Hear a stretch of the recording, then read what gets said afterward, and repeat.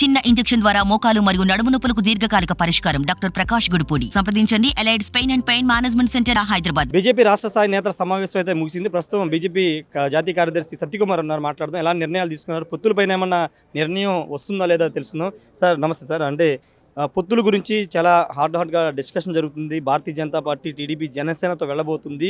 ఢిల్లీలో నిర్ణయం కూడా జరిగిపోతుందని ఒక వారం రోజుల ముందు ఒక వార్తలు బయటకు వచ్చాయి. ఇప్పుడు ఈ రోజు జరిగిన సమావేశంలో పొత్తుల గురించి ఏమైనా డిస్కషన్ జరిగిందా, లేకపోతే పార్టీ బలోపేతం మీద, రాబోయే ఎన్నికల మీద డిస్కషన్ జరిగింది?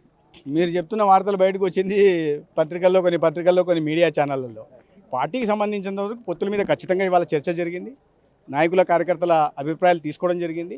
మనం ఏ రకంగా పోతే ఎలా ఉంటుంది, ఒంటరిగా పోతే ఎలా ఉంటుంది, లేదా కలిసిపోతే ఎలా ఉంటుంది అనే విషయం మీద విస్తృత చర్చ జరిగింది. అయితే ఈ రాష్ట్రంలో పొత్తులకు సంబంధించినంత వరకు ఒక బీజేపీ మాత్రం నిర్ణయం తీసుకుంటే సరిపోదు.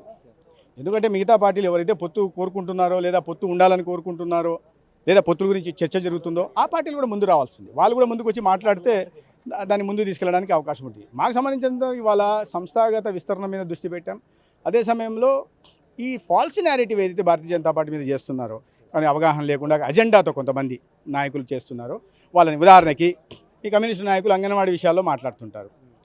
ఈడేంది కేంద్రం 4,500 రూపాయలు ఇస్తుంది, కమ్యూనిస్టులు మాట్లాడుతుంటారు ఇక్కడ ఎక్కువ ఇవ్వాలా, కేంద్రం అన్యాయం చేస్తుందని. కమ్యూనిస్టుల పాలనలో ఉంటున్న కేరళలో రాష్ట్ర ప్రభుత్వం ఇచ్చేది 2,000 రూపాయలు మాత్రమే, 2,000 ఇస్తుంది.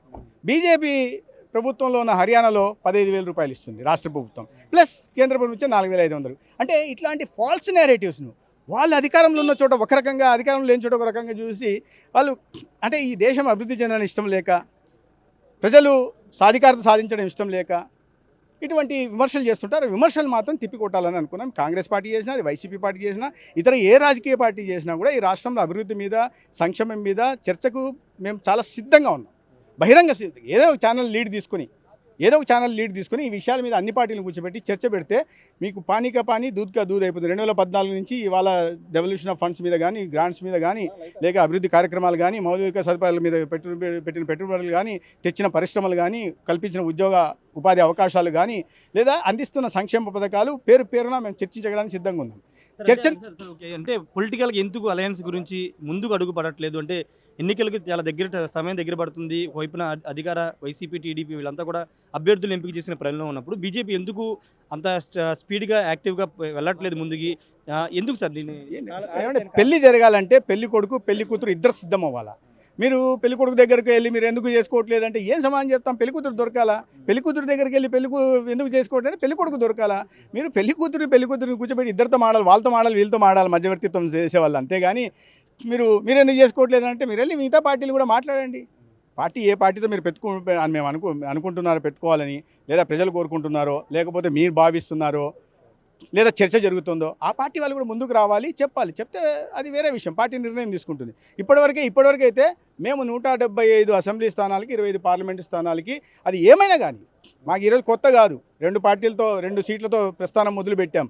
ఇవాళ దేశాన్ని 70% దేశాన్ని పాలిస్తున్నాం. కాబట్టి మాకు ఈ గెలుపోవడం కొత్త కాదు, మా కార్యకర్తలకు పోరాటం కొత్త కాదు, సమస్యల మీద పోరాటం కొత్త కాదు. కాబట్టి మేము ఆ పని చేస్తూనే ఉంటాం. నిర్ణయించాల్సిన వాళ్ళు. అంటే జనసేనతో తెలంగాణలో పొత్తు పెట్టున్నారు, ఇప్పటికీ జనసేనతో పొత్తుంది అంటున్నారు. కానీ జనసేన నుంచి ఇప్పటివరకు ఎలాంటి ప్రకటన రావట్లేదు. వాళ్ళు టీడీపీతో కలిసి ప్రోగ్రామ్ చేసుకుంటున్నారు. రేపు బహిరంగ సభలు కూడా చంద్రబాబు, పవన్ కళ్యాణ్ పార్లమెంటు వేదికగా వాళ్ళు సభలు కూడా పెట్టబోతున్నారు.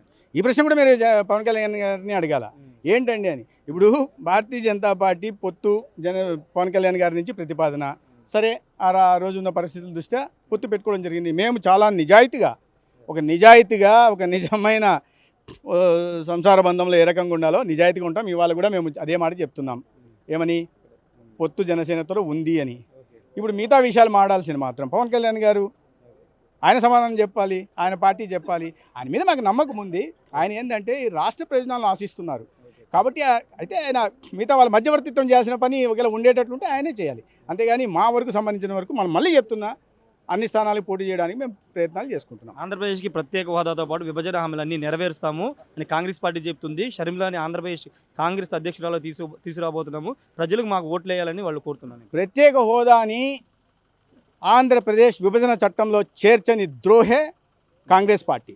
మీరు విభజన చట్టంలో ఉంది, విభజన చట్టంని డ్రాఫ్ట్ చేసింది మీరు, విభజన చట్టంలో అనేక అంశాలను చేర్చింది మీరు. మరి ప్రత్యేక హోదాని మేము అంత పోరాటం కూడా ఎందుకు చేర్చలేదు? ఆ చట్టంలో చేర్చి ఉంటే తర్వాత ఈ 14వ ఆర్థిక సంఘం రికమెండేషన్లను పట్టించుకోవాల్సిన అవసరం ఉండేదే కాదు కదా. ఈ ఎన్డీసీలో మిగతా రాష్ట్రాలకు సమాధానం చెప్పుకోవాల్సిన పరిస్థితే లేదు కదా. అనేక రాష్ట్రాలు మనకన్నా ఆర్థికంగా వెనుకబాట్లు ఉన్నాయి, తలసరి ఆదాయం మనకన్నా అనేక రాష్ట్రాలు కింద ఉన్నాయి. అటువంటి రాష్ట్రాలు సమాధానం చెప్పుకోవాల్సిన పరిస్థితి. చట్టంలో తెలిసి కావాలని ఈ రాష్ట్రానికి అన్యాయం విభజన చేసి అసాంకేతికంగా అన్యాయంగా అశాస్త్రీయంగా విభజన చేసి ఒక తీవ్ర ద్రోహం చేస్తే ప్రత్యేక హోదాను చేర్చకుండా ఇంకా తీవ్ర ద్రోహం చేసి అప్పటికే వాళ్ళకి తెలుసు 14వ ఆర్థిక సంఘం రికమెండేషన్స్ ఏముంటున్నాయో కూడా కాంగ్రెస్ పార్టీకి తెలుసు. అది ప్రత్యేక హోదాకి వ్యతిరేకంగా వాళ్ళు 14వ ఆర్థిక సంఘంలో రికమెండేషన్ పెట్టి తర్వాత దీన్ని చట్టంలో చేర్చలేదు. దానికి సమాధానం చెప్పాల్సింది కాంగ్రెస్ పార్టీ. మాయ మాటలు, మోసగారి మాటలు. మీరు 14వ ఆర్థిక సంఘంలో ఎందుకు చేర్చారు? మేము ప్రత్యేక రాష్ట్రాలకి ప్రత్యేక హోదా లేని రాష్ట్రాలకు తేడా చూడమనే విషయాన్ని ఎందుకు చెప్పారు? అది సమాధానం చెప్పాలా? ఎందుకు విభజన చట్టంలో చేర్చలేదు? అది సమాధానం చెప్పాలి.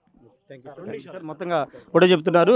పొత్తుకు సంబంధించి పవన్ కళ్యాణ్ వైపు నుంచే నిర్ణయం రావాల్సి ఉంటుంది. పొత్తును కోరుకుంటున్న వాళ్ళు కూడా ఇప్పుడు జరుగుతున్న పరిణామాల మీద స్పందించాల్సిన అవసరం ఉంటుందని చెప్తున్నారు. ఇప్పటికీ మేము జనసేనతో ఉన్నామని చెప్తున్నాం, కానీ పవన్ కళ్యాణ్ నుంచి స్పందన రావాల్సిన అవసరం ఉందని చెప్తున్నారు. ఏదేమైనప్పటికీ రాష్ట్రంలో పొత్తులకు సంబంధించి బీజేపీ ఎలాంటి స్టాండ్ తీసుకోబోతుందని ఒక చర్చ నడుస్తున్న నేపథ్యంలో ఇప్పుడు కేంద్ర జాతీయ అధిష్టానానికే పొత్తుల అంశాన్ని వదిలిపెట్టేశారని ఈరోజు జరిగిన సమావేశంలో నిర్ణయం తీసుకున్నారు. పొత్తుల నిర్ణయం పూర్తిగా జాతీయ అధిష్టానం తీసుకుంటుంది. దానిలో వాళ్ళు ఏం చెప్తే అదేవిధంగా ఏ పార్టీతో పొత్తు పెట్టుకుంటే ఆ పార్టీతో కలిసి వెళ్ళాలి, అదేవిధంగా పనిచేయాలని ఈరోజు జరిగినటువంటి రాష్ట్ర స్థాయి నేతల సమావేశం నిర్ణయం తీసుకున్నారు. Camera person ఫణితో Rayesh RTV Undavalli నుండి. మరిన్ని వీడియోస్ కోసం ఛానల్ ని సబ్స్క్రైబ్ చేయండి, లేటెస్ట్ అప్డేట్స్ కోసం వాట్సాప్ ఛానల్ ని ఫాలో చేయండి అండ్ లింక్ డిస్క్రిప్షన్ లో ఉంది.